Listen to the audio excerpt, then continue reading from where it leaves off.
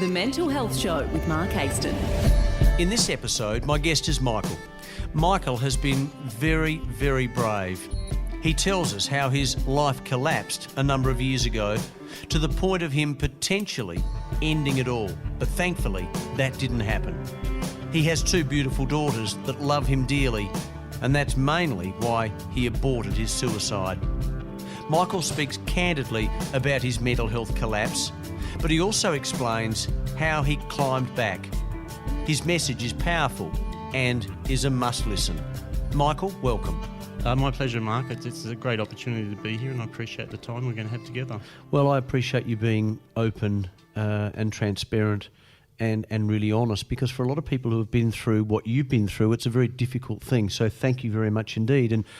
And I hope and trust that your story will help others. You're well now, aren't you? Or you are more well. Oh, yeah. To me, it's still a journey. So it's about having to manage. I don't really want to call it illness, because even that puts a certain slant on things. So to me, it's just a condition that I have to manage, and I look at it now as actually probably a really good thing that I'm more aware of those things I need to do to keep myself well. What is your condition? Is there a name for what you have been and what you are going through? There is a name, and through my own exploration, I was diagnosed as having depression. Then it also morphed into bipolar 2. I haven't heard about that, but we'll talk about that in a second. Yeah, yep. So depression, bipolar 2. Well, not so much bipolar 2. And then now what I see it is really bipolar spectrum. So as you actually become empowered and you do investigate it more, you actually find, well, that makes more sense to me, rather than being labelled by, a clinician or someone like that tends to just, go, well, this is the solution for that. For you, it's medication or what have you. If that takes away your own personal power, then I feel that's not a really great thing. I'm not saying I'm not anti-medication, but you've got to feel empowered through this situation. Once you sort of, pass on that empowerment to someone else, then you become very, very vulnerable, and, the chances of you actually getting well and being able to manage it yourself and be empowered around it are very difficult. Yeah, they diminish, don't they? Because also you're mentally... there's a lot of side effects with medication, and so you're mentally not able to think clearly. So how can you really carefully manage something and be aware of it when your mind's not really functioning correctly? Yeah, and I know it's another topic completely, but the issue of medication and the side effects is it's just another topic again. I mean, I have friends who have or are on medication, and one of the side effects may be that they lose their libido. That makes them depressed. Yes. I mean, they're on the medication so that they're not depressed, but they lose their libido, which makes them depressed. Or indeed they put on weight, which makes them depressed. Yes, exactly. I mean, it's a complicated topic, medication, and it's a good. I think it's a good discussion point for another time. But it's interesting that you mention it. So, when did you become unwell? Look, to be honest with you, I think it was just, it was a gradual process, and really the unwellness came from suppressing a lot of emotion. And I wasn't, like a lot of guys out there, we're trained to be, and we're naturally problem solvers. I started life as an engineer, and so I was doing a lot of problem solving, could do that fine, but I wasn't really able to deal with, challenging relationships and talk about how I was feeling to people. So to me, it's really suppressing all that emotion, and it builds up with time, and it's got to find a way out, and eventually that can be around your own mental state, and then you have to try and manage that. And so often in our society, it's trying to do that quick fix. We don't really give ourselves time to thoroughly heal, and we're trying to get back on the horse so quickly. Our roles as males are so dependent. Maybe if we've got a job and we're the main breadwinner for the family, we're getting so much of our own support through our job and our networks there. You have a lot of mates tied up through that. So when you're kind of, dealing with depression, and sometimes you do just need that time out, is we don't often take that time. Potentially we're straight on the antidepressants. We go through a period, and yes, we do manage the symptom. We are able to function for a while, but then it catches up with you again. So that was what my cycle was going through bouts of depression, taking medication, But it just wasn't working long term. So how long ago was that? When did that start? Sure. So that was probably, I would say, maybe about 15 years ago. And just so we're clear, how old, if you don't mind me asking, how old are you now? Yeah, no, I'm 53. 53. now. So that would have been when you were around about 38, 39, 40? Yeah, I think, sort of age, there's a lot of other things happening in your life then as well. So, your kids are growing up as well. And so there's all these things, going on in your life. And if you don't feel sometimes that you're getting that real sense, for me, it was also a sense of authenticity. I didn't feel like I was playing the corporate game. I didn't feel like I was truly being myself. So, that also, takes a lot of emotional energy to be suppressing that all the time. Yeah, it gets tiring, doesn't it? Absolutely. So you went through, back then, correct me if I'm wrong, but you went through what we would call the big four? Yeah, they're pretty big. Do you want to just explain to our listeners what they were? Yeah, I guess so. There is well documented evidence that when you're dealing with big life episodes such as I had a marriage breakdown, lost my job, death in the family. My father passed away, and then of course the separation led to I need to find a new place to live. So moving house. So bang, there's quite a lot of life stresses. And so it's no sort of wonder that you're taking quite a hit.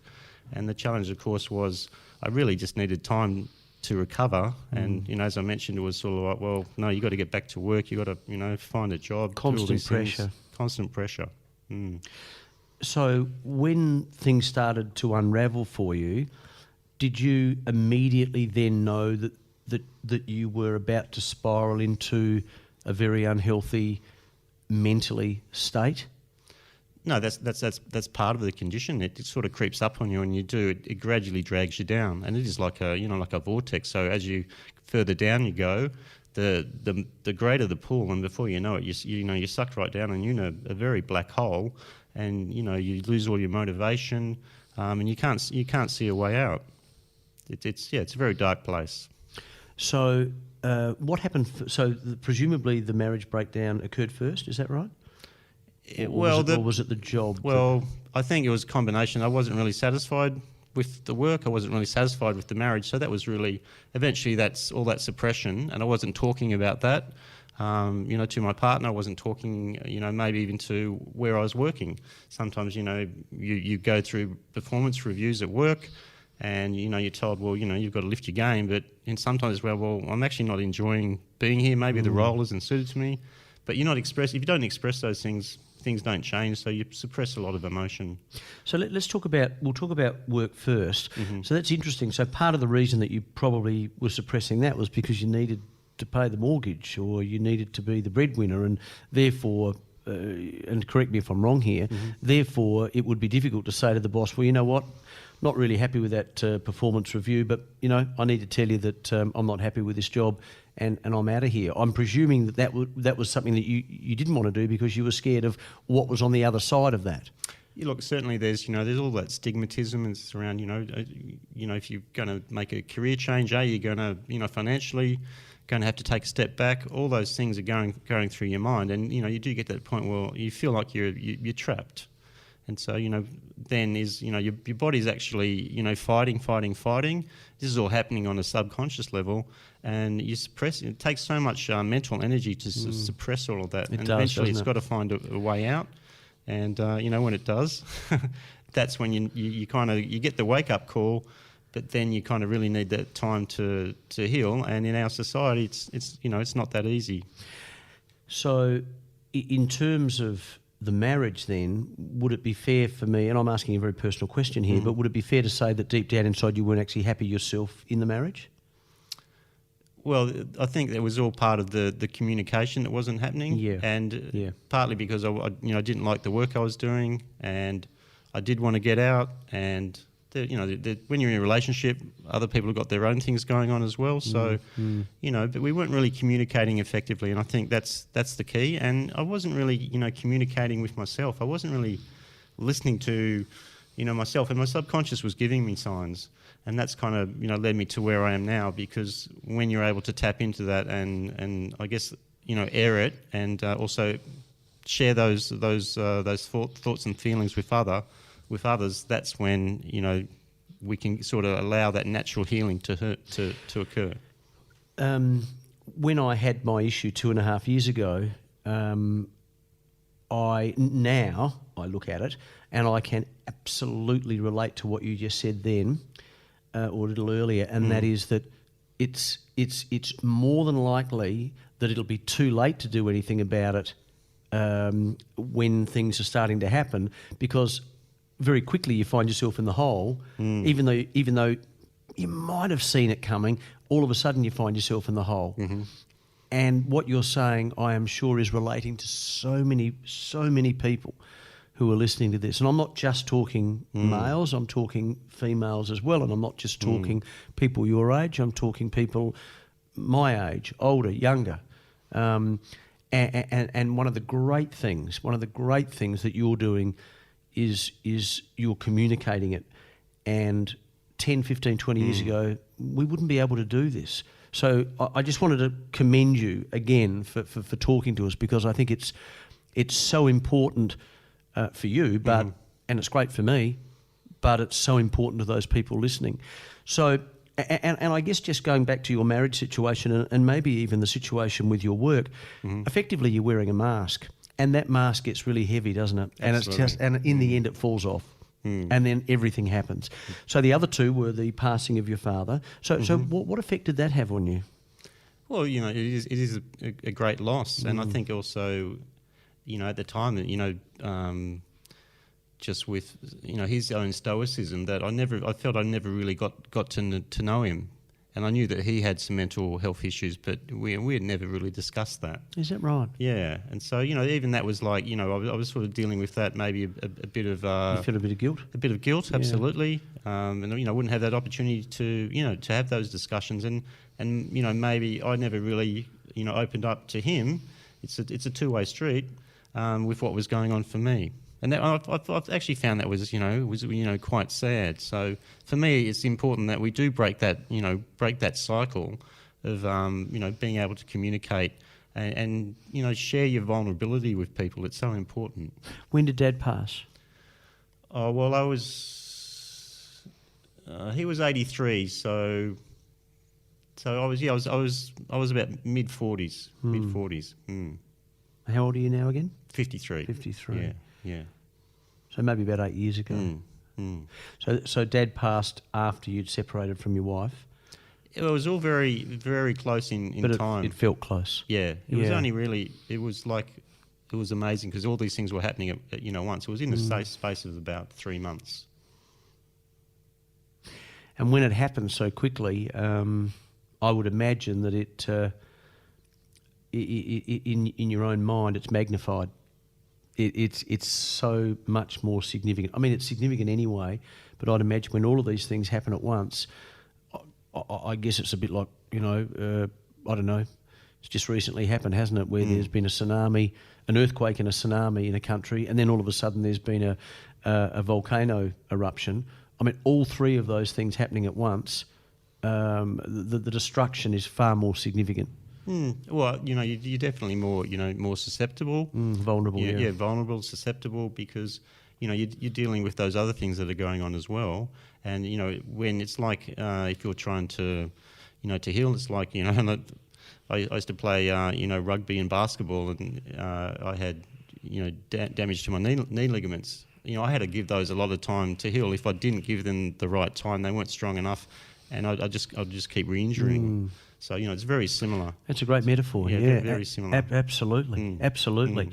Did you try and take your own life? Well, that's another story, but it's still part of the same journey. So the answer is yes.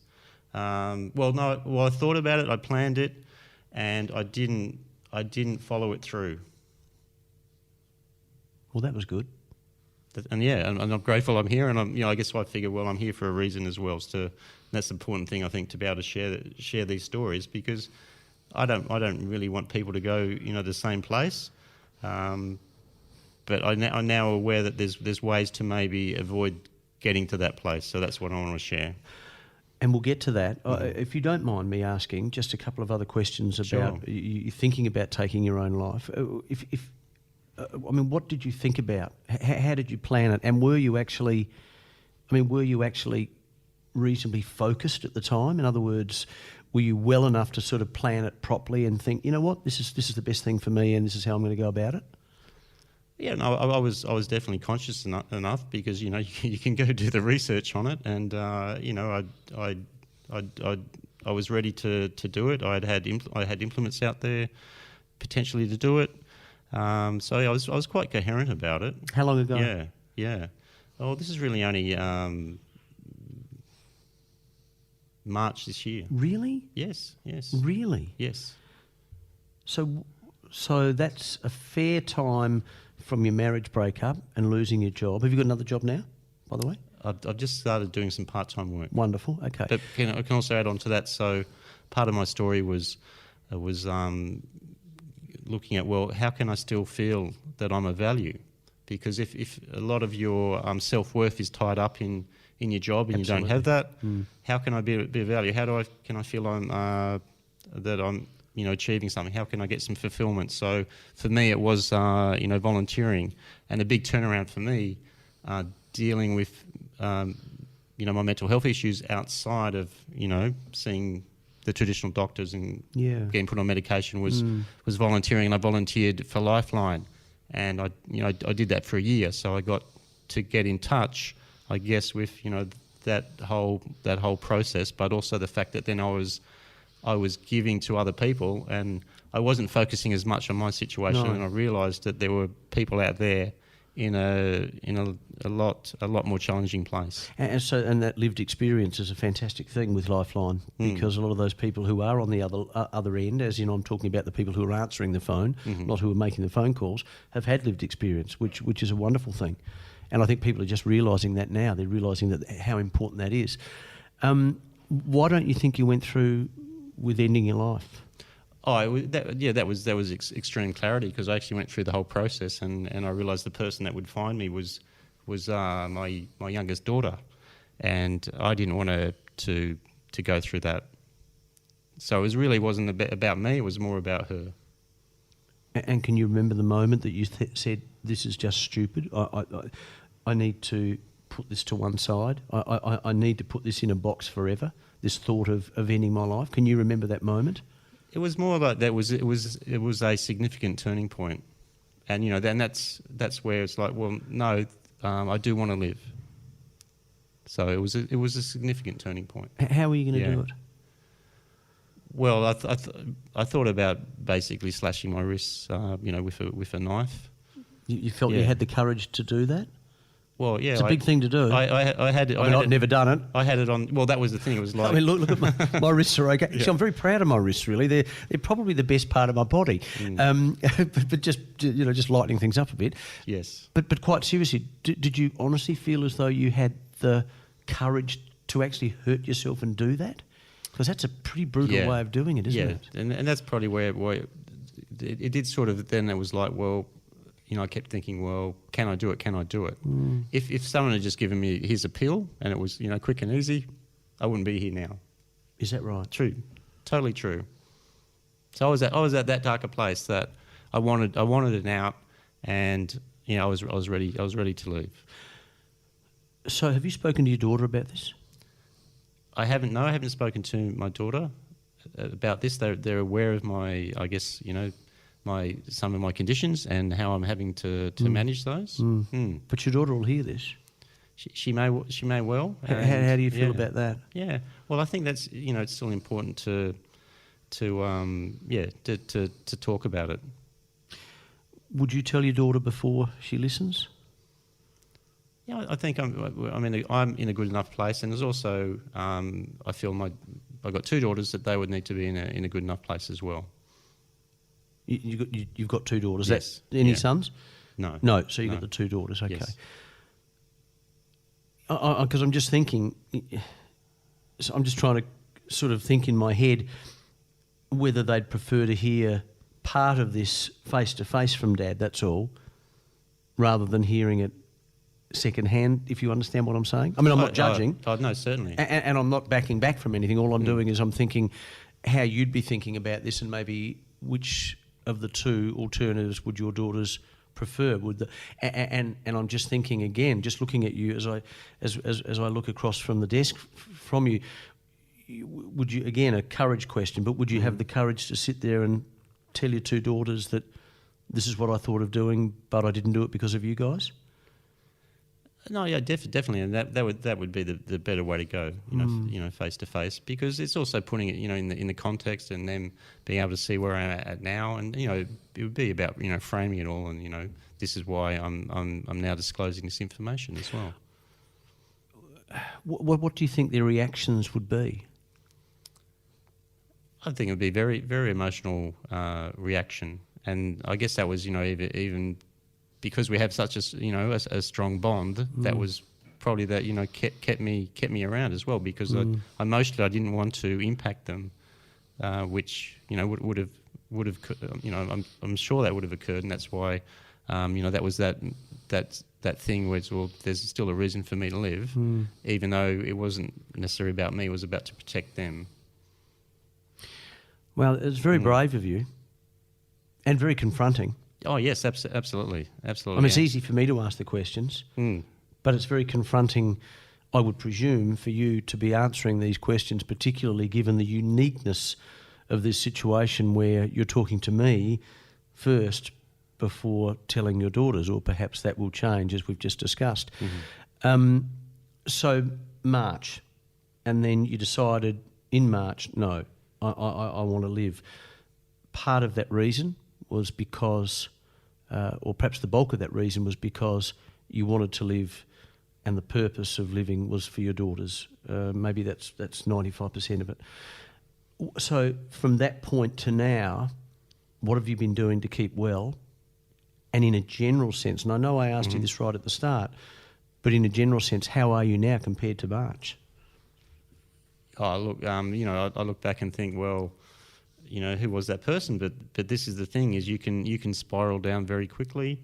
And similarly, if you put the right processes in place, then you have to make changes in your life, but it has to be really gradual steps, because you're not going to, when you're down that dark, you can never see yourself, you know, being, you know, a fully functioning adult. You know, again, you think, I'll never be that way. So it's, you know, one step at a time. I think that's great advice. Yeah. Because I think that's it sounds fundamental, but I think that's wonderful advice, because I think a lot of people are under pressure, as you said, basically at the start of our chat, that there is so much pressure in life, on life, for people to be well and to be functioning quickly if they've had some sort of downturn. And you're spot on. So from March to now, what sorts of things have you been doing to make sure that you're continually improving your mental health? Yeah, look, you know, absolutely, and this is so fundamental to the journey, to find those, you know, natural ways that you can get well, rather than, you know, going down that quick fix path. So part of it was, I had to get off the medication, and that takes a while, because you know, you can't get off very quickly. That can lead to other side effects. So it was really a gradual process of me weaning myself off that. So part of it was to get off the medication. Yes. Okay. Yes. So just explain that, because again, that's diametrically opposed to what others would think was the way to get fixed, and that is to get on medication. And you know, look, I know everyone's different. Keep in mind, this is just my story. You, of course. This is my story. So this is what worked for me. Was because I realised my mind wasn't functioning correctly. There were a lot of signs there, you know, my sleep patterns were out, all those sorts of things, and you know, there were the side effects as well. So to me, I needed to, you know, wean myself off those, and then I needed to put into my life some of those key practices, and even you know, we talk about these little steps, and they literally were little steps.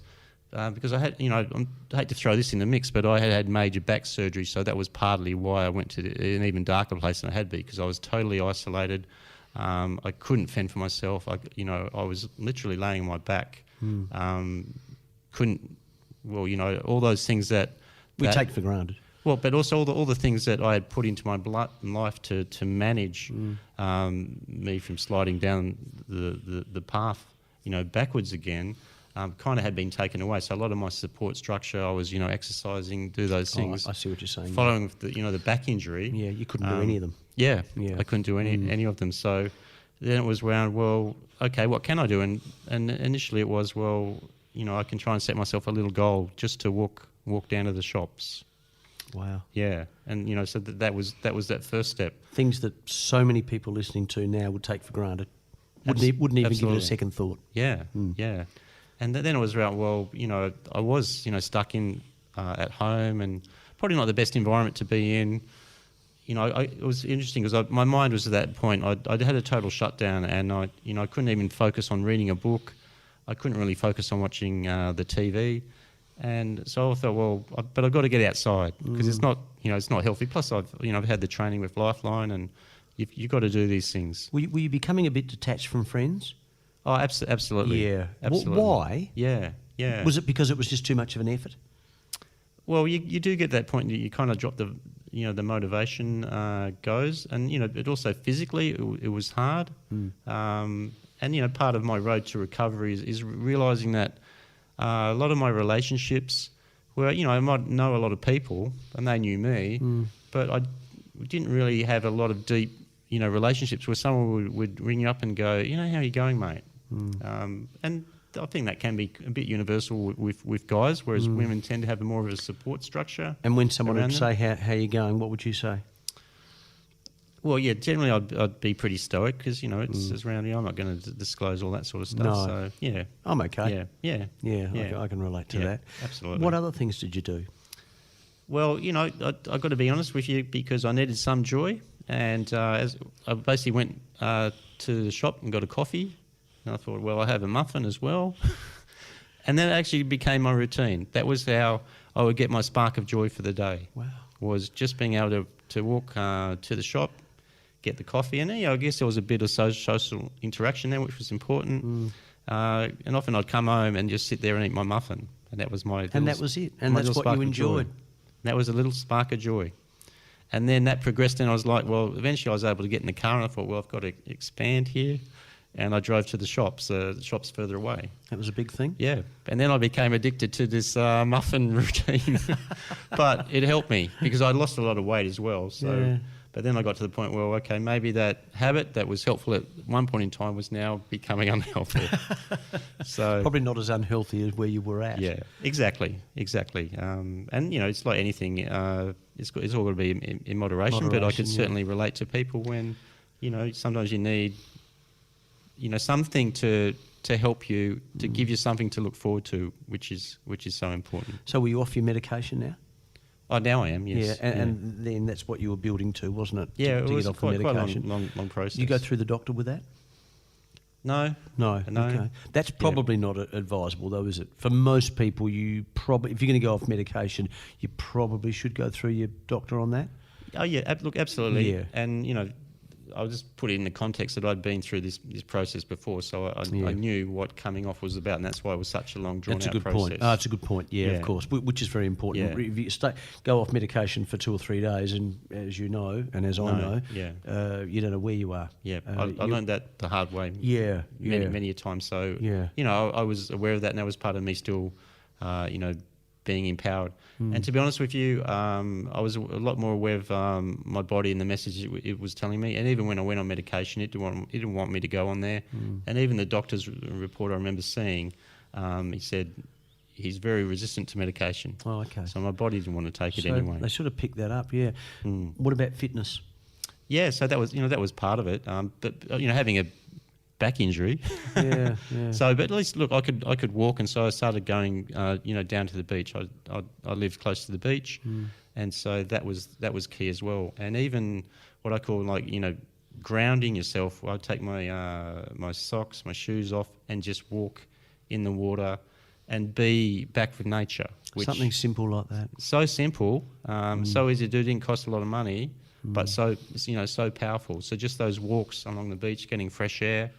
And, sometimes I would try and acknowledge other people, and everyone was in their different place. But in some ways, I still was actually connecting with other people, because I had been so, isolated as well, which was important to get out and meet, or even if just acknowledge, other people, other humans. Did you self-medicate during some of your bad times? Well, during some of those cycles, yes. Alcohol? No. I did. I think at the time, because I'd gone off alcohol as well. Yeah. It was all about, I was really careful with being careful with my diet and sugar and things like that. But were you a big drinker? No. So that wasn't a... Did you take drugs? No. If you don't mind me asking? No. So that's good. Being not a big drinker and not... Were there any other habits that you had that you knew that you had to stop to be better at getting your mental health correct? I mean, were you a gambler? Were you a sex addict? Were you, No. any of those things? No. Okay. No. That's good. It makes it a bit easier. I certainly, going through what I went through, I could start to see where, getting into those habitual patterns, because it's still about, well, I need something to help me to, to feel good. And so I did go for a phase when I said, well, yeah, actually, I want to eat some of that crappy stuff because it's going to make me feel good, because I couldn't cook myself anyway. Yeah. I want to get out and have a few drinks, because I realised I need something to look forward to. So I can see how easily you can fall into that then becoming that habitual thing, which can lead to an addiction. But you weren't the sort of guy that'd go to the pub and get blind and stagger home and stuff like that and do that day in and day out. No, okay. Because there are a lot of people who are like that, of course. And they may be like it because they're alcoholics, but they may also be like it because that's their way of I guess, shutting the pain. Absolutely. And people do it through gambling, people do it through sex, people do it through, various types of drugs, all of that. So my observation there is that at least you weren't caught up in that trap, which a lot of people are. So where are you now? Yeah, so now I'm in a really good place, and that's why I'm here talking with you, because for me it's about sharing my journey with others, but sharing the stories that you don't have to make a lot of big changes, those simple things that will then help you start to spiral up. And what I realised, because I'd been through some of these patterns before, and this had helped me, was that body produces its own natural chemicals, feel-good chemicals, which are going to help you. So endorphins are the classic one. Going out there and doing a bit of exercise, and even walking, getting some fresh air is enough. Setting yourself some of those little goals, which gives you dopamine. So even for me, walking to the shops, and that's was like less than a K away, but that was a huge thing. And then I just gradually build up, and then even because I had to deal with my back injury, was I had some challenges to meet for the doctor. He said by this time you should be able to walk this far, and I was successful in doing that. So that was all giving me some good feel-good chemicals. And then it was also reconnecting with friends and family, because that's so important that we have that connection. And so even now I spend a lot more time, I guess, more on quality than quantity with relationships. So, and I'm happy to share my story with people, because you opening up your vulnerability has this reciprocal effect. Absolutely. And they're actually able to understand where we've been. So when you asked me that question about my daughters, I'm okay with sharing that with them. And I think that's part of a healthy family relationship that as we spoke about, I didn't have that with my father. So that's a real key and a big change for me to go. You've got to speak up and tell people what's going on internally. Well, Michael, you've done that magnificently. I mean, you are such a brave man. I'm absolutely totally stoked that you were prepared to tell your story. And as I said at the start, the reason I was so stoked and the reason I'm so pleased is it's helped me. Mm-hmm. And when people hear this, it will help others. A lot of people will, a lot of the things you've said will resonate with other people. They'll say, yep, that's me, or yep, that's my friend. Yep, that was me a while back, or that's what someone's going through. And that can only help. And as we said, 10 years ago, this would never happen. People would never talk about these sorts of things. No, yeah, so true. You'd walk, so true. You would walk around, my friend, with that mask on forever if it was 10 years ago. And it would never come off. And in fact, what would probably happen, as horrible as this sounds, is you'd probably end up killing yourself. It's easy to see how you can slip down that slippery slope. Absolutely. Do you have a partner now? No. That's I'm okay with that. But because, that's okay. Yeah. Because what I've learned is, see, how good's that? Yeah. You're not saying to me, no, I'm not, and I'm so desperate for one. Just the fact that it's okay with you is a good thing. And to be honest with you, I'm really content in my life. It's quite rich. I'm actually getting a lot of fulfillment with the relationships that they have. So I don't have to have like a physical relationship. No. It's more that I've got some really strong relationships, with a lot of really wonderful people, and those people have come into my life. And the reason why the relationship is so wonderful, because I've been able to share that story of vulnerability, and then they share theirs. Totally. And then we have a much deeper connection. Oh, I think everyone's vulnerable. It's just that 99.999% of people admit or say they're not. Exactly. That's the thing. Yeah, and so often, it's that cliche of not, how are you going? And it's like, oh, okay, mate, but, are people really okay? It ain't true. It ain't true. And unless people start talking a bit more, which is why I really appreciate, having the opportunity to come and open up and talk to people. And I hope that does have that, reciprocal ripple effect with people. Well, not only are you doing this, but you're also helping people at Lifeline. So at the moment, I'm working as a volunteer role for an organisation that's linked to Uniting Communities, which I ended up going there because I really wanted to connect with people face to face. Hence why when you asked that question about my face to face interaction with my daughter, that's so much more important, because I was on the phones, but I also wanted to spend more time with people as well, because on the phones it's really the call, you might never speak to that person again, and sometimes you're left wondering, I wonder how they are. So I do some volunteer work at a place called Hope's Cafe, and the essence of this cafe is really just a safe place where people can come in, connect, they're not judged, and they also can learn some skills, and they also can just feel free to be heard and not judged. And the cafe operates basically you pay what you can afford. Okay, so this is part of the Uniting Clayton Wesley Uniting Community Church in the corner of Norwood and Portrush Road. Yes, that's wonderful. The Hope Cafe. It's Hope's Cafe. Hope's Cafe. Yeah. How long has that been going for? Yeah. Well, I think it's probably been about 3 or 4 years now, and just got a government grant to basically renovate it. So now we can even put on better meals for people. We also, train people there. There's refugees that come there, do English as a second language. So, it really is a community environment. And for me, it helped get my confidence back, because, you can imagine after coming through such a big ordeal, it's like, will I ever be the same again? So for me, it was really that a big step to build my confidence. So, just went in there and they said, well, what's your background? What can you do? How can you help? And they said, well, even if you just sit here and just listen to people, that's enough.